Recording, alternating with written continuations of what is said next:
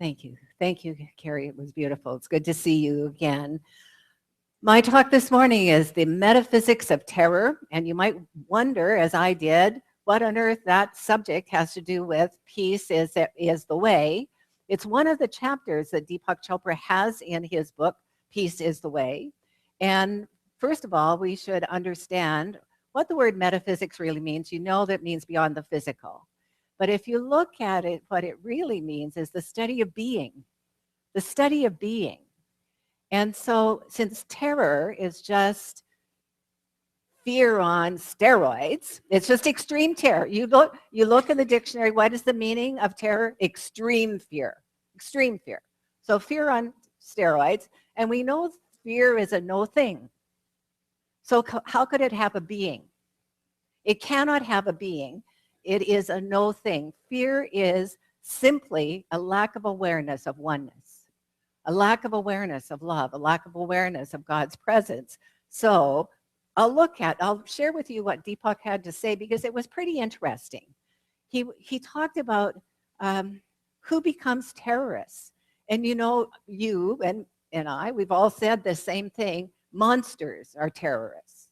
Monsters are terrorists. And he talks because currently the involvement that we have is with terrorists. He only talks briefly about current terror.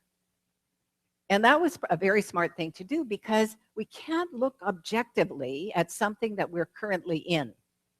It's hard to see the truth when we are experiencing that fear ourselves, that huge fear.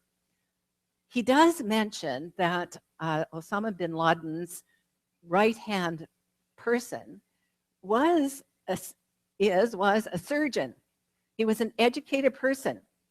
He was not someone that fell into, he was probably the leader, didn't fall in. So he looked back at some of the other issues in history, which if you just think of it, when we were in China several years ago, our tour guide was fabulous. He was this young 30-something, 20-something guy, and he was very knowledgeable, very gregarious. And he said, to my dad, Chairman Mao was like a god. And we just went, really, really? That's an interesting point of view, because to the Western world, certainly that revolution wasn't peaceful. It wasn't great. And he said, but to me, just a good man. So when we were going through China, we came to in Beijing and in the north of China, where we saw the pandas, all of those places, there was no sort of pushback to communism until we got into South China, and our tour guide, our local tour guide, said he always wanted to go to university and be a doctor like his father was a doctor. But in the revolution, his father's credentials got stripped away from him, and they put a technician in as a doctor. They didn't put an educated person in as a doctor, which kind of seems weird to me, that it wouldn't be someone who could do that work, who had trained to do that work. But not only that, they took all beauty away. It was in the beginning of the revolution, only the working person had any value. So if you didn't have a job that was work, you weren't valued. If it wasn't like a blue-collar job, if it was an educator or a doctor, or worse yet, a poet or a painter, you had no freedom at all.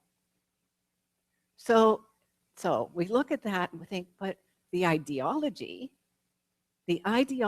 was that this would be a better world, that this would be a better world. And that is one of the things that Chopra points out, that with every group of terrorists ever, whether it was in these Russian Revolution, Chinese Revolution, currently today, or the Holocaust in World War II, that it was the same thing, that there was an ideal that the rest of the world didn't agree with. But those that were on board, the reason that they could go forward and commit such atrocities was, to them, it wasn't an atrocity. He gives an example of Adolf Eichmann. You remember him. In the 60s, he was captured. He was Himmler's right-hand man. He was captured. He was in South America in the early 60s. He was captured and put on trial. And during that whole trial, Chopra said this was not a monster. This was just an ordinary guy who early on lost his job and felt that he was entitled to have work. So for him, the ideology of cleansing Germany and having a master race was a good ideal. Now for us, you're probably sitting there like me thinking, how could that be an ideal? And yet it was his ideal. And even when he was on trial, he never apologized. He never said, please forgive me for these atrocities. In his mind, it was not an atrocity. He was doing good. So that's part of the metaphysics of terror, is the terrorist assumes that there's good, thinks that there's good in what they're doing, and thinks that it's okay for them to do these things because, because it shows a new way. Both China, Russia, in the fundamentalism in Islam and the fundamentalism in Christianity that created the Ku Klux Klan, it's been everywhere. It's not just in one group of people, but in everyone there was a sense of these ideals are worthy of the greater good. They're going to create the greater good, so it doesn't matter what we do to get there. Well, that's sure something to learn, isn't it? Because perhaps it does matter how we get somewhere. In fact, I would say it does matter how we get somewhere. Because, and one of the reasons I love to read the Flames of Faith at the end of the meditation is it reminds us that this isn't the only path. This is one of the paths. This is the path that I've chosen and most of you have chosen. This is our way, but we don't make other people wrong for having another way. Their ways are right for them. So that's one of the things. Another thing that he quotes, and you may or may not be familiar with this, I'm pretty sure Reverend Bruce has talked about this before. It was an experiment done in the 50s at Yale University, but it wasn't just university students. It was a psychology professor was testing, and he got volunteers to do the testing. And they were supposed to be the teacher. There was a technician there watching. The technician had a lab coat on. And then through a glass, they could see the students. And the students were hooked up to wires. And if they made a mistake, they were instructed, the teachers were instructed to jolt the students with electricity. And if they got another one wrong, to increase the voltage up to twice the voltage in a regular current at home. What he told the subjects was he was testing to see what pain or punishment had to do with learning. But what he was actually testing was how much will people obey authority? What will they do beyond what their morals are? And it was a disturbing result. 65% of the test subjects increased that voltage to maximum. 65%. They didn't question, and even though the subjects weren't really subjects, they were actors, and the actors were crying, they were weeping, they were pleading, please don't do this. They were undeterred. They continued the tests. The only thing that made a difference was if the person in the lab coat went out of the room, they were kinder. And what they decided that meant was that lab-coated person, another actor, symbolized authority. He was the one that gave the directions. He was the one that said, increase the voltage. But these were just normal people. These weren't bad people. These were not monstrous people. These were just people attempting to follow orders, attempting to do what they were asked to do. Now, the other thing that made a difference was when that subject came in to sit across the table from them, they couldn't do it. They couldn't increase that voltage. They couldn't make that person be in pain. Of course, there was no voltage. Of course, it was all made up. They were actors. But that is a really important thing for us to remember. Right now in our Exploring Roots class, we're doing the Emerson essay, Self-Reliance. And that essay is really about to thine own self be true. It's remember who you are, that you have choice always, and you can decide not to go along with what you're told to do. I'm actually surprised it's in America, because Americans by far, to me, are far more likely to stand up and say, no, I'm not going to do that. As a Canadian, that's what I see. My filter says all of the people born here in the United States are much more likely to be independent thinkers. So I was really disappointed to hear this study, 65% went along with something that was horrendous. Horrendous. Now, how many of you think you need to be in pain to learn? See, the thesis itself, the theory itself is wrong right up front. You know that isn't how people learn. They don't learn when they're afraid. We intuitively know this. And yet, they went along with it. He then quotes something more recent, because just in case we think, well, that's all those people in the East, then he quotes something that Stanford University did in the 60s. And this experiment was going to take a whole term. They divided in the class into guards and prisoners. And within a week, they had to call it off because the guards became so mean, so horrifying, that they were doing the things, when we read about Abu Ghraib, those were the things they were doing to their classmates in a role play situation.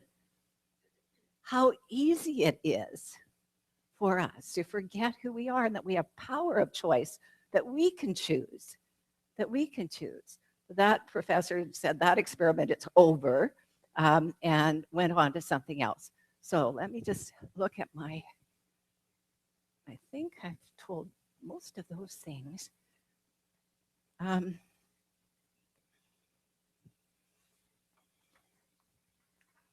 this side. Okay. So to go from normal to monster, there are 7 things required. 1, give him permission to disregard morality. Give him permission to disregard morality. Him, her. 2, put an authority close by to reinforce the cruelty, making it a duty. 3, arrange a hierarchy so that the lower ranks must obey the higher ranks.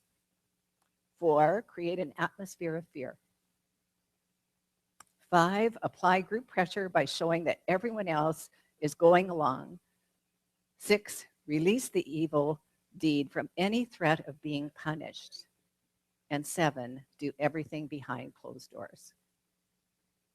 So if that were the end of my talk, that would be very disturbing. But the metaphysics of terror has to be that there is an antidote. There has to be something instead of terror, right? There has to be something that we can choose. And Chopra is very clear, and so is Holmes. The thing we choose is love. The thing we choose is love, that love is the healer. And that when and that's why in the experiment, once they were across the table from each other and they saw this other human being, They could no longer inflict that pain. They could no longer inflict it. Um, something else I was going to. Ernest says, just so far as we depend upon any condition, past or present or future, we are creating chaos. Just so far as we depend upon any condition, past, present, or future, we are creating chaos because we are then dealing with conditions or effects and not with causes. We're dealing with conditions and not causes. So Chopra says that the real enemy of peace isn't evil, it's chaos. That's why I read you this Holmes quote. It's not evil, it's chaos. And there's a wonderful Chinese proverb, and I have both versions, and I actually wrote a treatment, a affirmative prayer for you. It's on the table that the box is on. I didn't copy enough for everybody, but I can make more if we run out. And it begins with this Chinese proverb that I like very much. And I know someone set this to music, and I've forgotten who it is. But anyway, if there's light in the soul, there'll be beauty in the person. If there's beauty in the person, there is harmony within the home. If there's harmony within the home, there's order in the nation.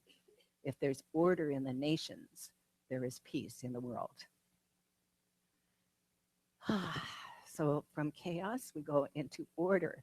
And he and I and Ernest and all of us believe one thing. The only thing that changes anything is consciousness. What changes us from fear to freedom is an awareness of who we are, of choosing thoughts that uphold us, that deliver us from evil or from mistakes, etc. Okay, now, he has 9 ideas. I'm going to quickly go over them. Okay, so the conditions to turn consciousness toward love are 1, giving and receiving love. Pretty easy, giving and receiving love. So be in that habit, whether with friends or with loved ones, with family, give and receive love. And 2, so that's something that you do out here. 2, sitting in your own silence. So the power of meditation, of silence, of stillness helps us to create a consciousness of love. 3, this is something we can do so easily here, immersing yourself in natural beauty. Immersing yourself in natural beauty. 4, making art and appreciating art in all its forms. I know that some of you are very crafty, and I don't mean like you're smart, crafty, although you're smart too. I mean that you really like to do things, to make things, to create something new out of known things. That's what creativity is. 5, telling the truth, whatever the consequences. Telling the truth, whatever the consequences, takes great courage, but it moves you toward love. 6, laughing, dancing, playing with a child. So how many of you are with small children? I know some of you are. And how much fun that is to play and dance and be with those children. 7, having any outlet for play. Some of us are so immersed in work, we forget that there are other things that we can do. Play, any outlet for joy. Acting out of kindness and compassion. Acting out of kindness and compassion, it's a choice. And then bonding, feeling at one with a group whose goals are positive. And lastly, offering yourself in service. Those who have learned to serve know the joy of being in service. So there's a Hindu story I'd like to share with you. It's a story about 2 kingdoms, and both of them were devoted to Krishna. One was ruled by a king who was very cruel and very mean and very greedy. And the other was ruled by a woman who was very kind and very compassionate and caring. So Krishna came down to earth and he said to the king, thank you for dedicating your whole kingdom to my service. And the king bowed and said, what can I do for you? He said, go throughout your kingdom and find one person who is truly good, who is truly good.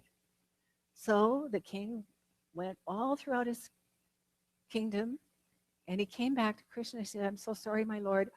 I found some people who do some good things, but they do them for selfish purposes. I'm sorry, I could not find any one good person.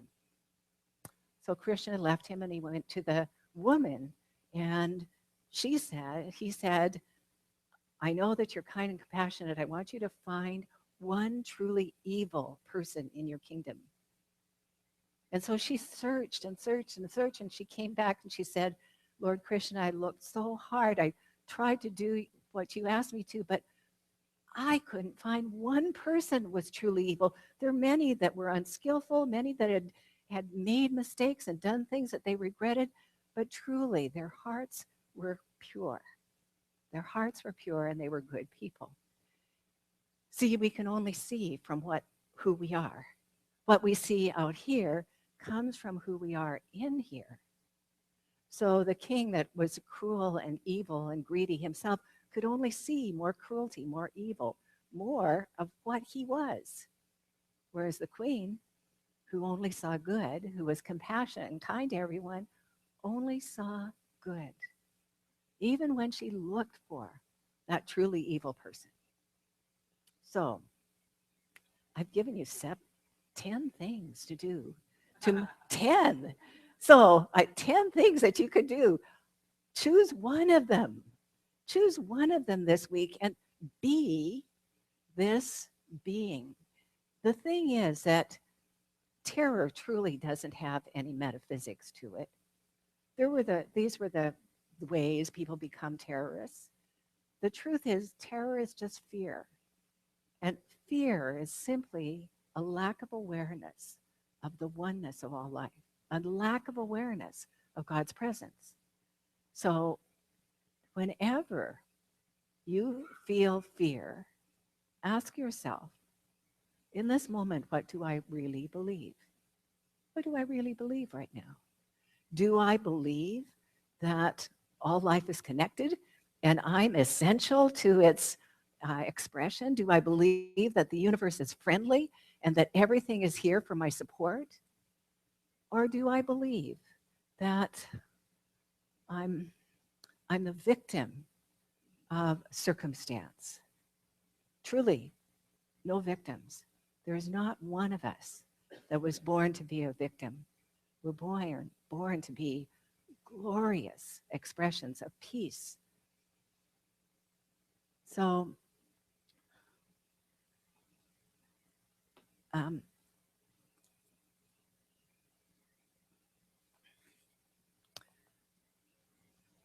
some of you my age and older, younger, know who the Eagles are. Oh, good. Okay, well, the Eagles have a song called I Wish You Peace. And it's one of my favorite songs. It's not one of their best known, but it's one of my favorite ones. And the lyrics, I'm just to read you some of the lyrics. I wish you peace when the cold winds blow, warmed by the fire's glow. I wish you comfort in the lonely time and arms to hold you when you ache inside. I wish you hope when things are going bad, kind words when times are sad. I wish you shelter from the raging wind, cooling waters at the fever's end. I wish you peace when times are hard, a light to guide you through the dark. And when storms are high and your dreams are low, I wish you strength to let love grow on. I wish you strength to let love flow. So that is my wish for all of us, including myself, that we reach out, to reach in to that place in us that knows it's safe, knows it's whole, knows it's harmony, beauty, truth,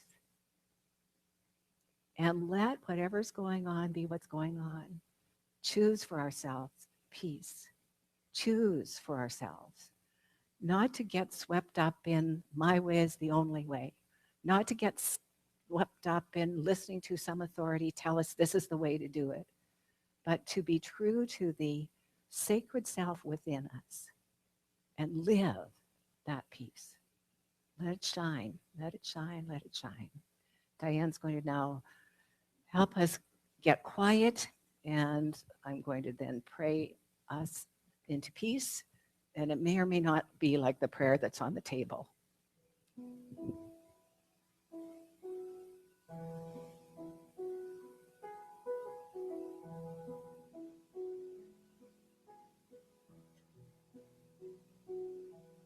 I am opening to your love. I am opening to your love. I am opening to your love. I am opening to your love.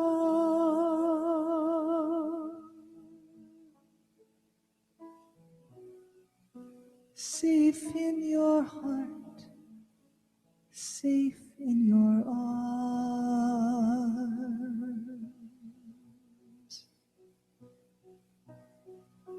safe in your heart, safe in your arms.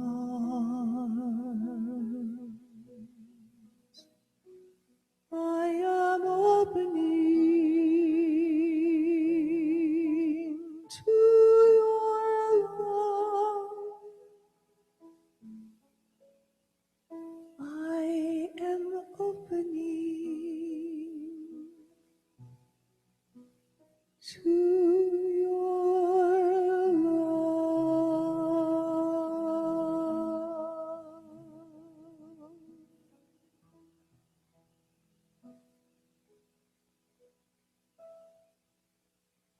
Breathe deeply into that awareness of opening to God's love.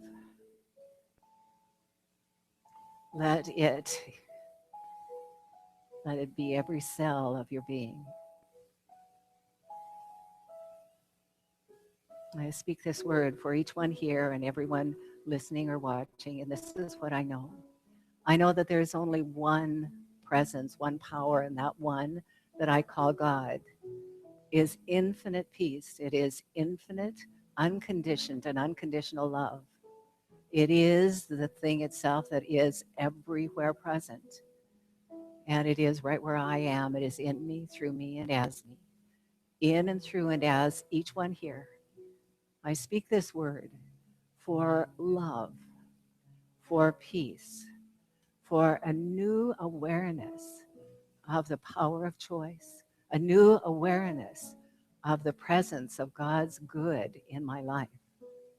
I speak this word knowing that there is no truth to fear. In God's love, fear disappears, it evaporates, it's gone. And what is left is a sense of well-being, of oneness, of unity and wholeness. I know that this is absolutely the truth for each one here. I know that this is the moment that each one of us moves forward in peace, in great joy and great love, with the awareness of God's grace. I know that each one makes God's grace welcome, says yes to peace, says yes to love, says yes to creativity and joy. And I know that this goodness is God, and I give great thanks it's so. And please help me anchor this by saying, and so it is.